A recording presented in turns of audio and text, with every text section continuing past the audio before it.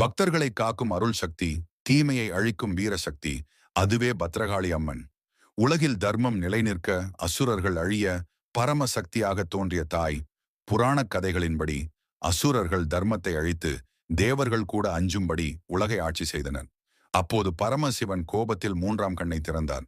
அந்த கண்ணிலிருந்து எழுந்த தீயில்தான் ஒரு கடுமையான சக்தி தோன்றினாள். அவள்தான் காளி தேவி. அவள் உலகை காப்பதற்காக அசுரர்களை எதிர்த்து வீரமாக போரிட்டாள்.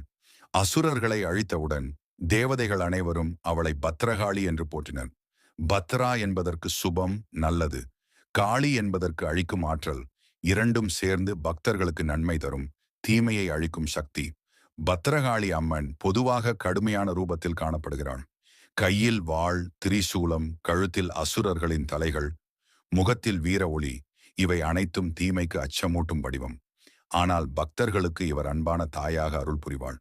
நோய்களை தீர்த்து, தடைகளை விலக்கி, பக்தர்களின் வாழ்வில் சக்தி, செல்வம், ஆரோக்கியம், நிம்மதி அனைத்தையும் அருளுவாள்.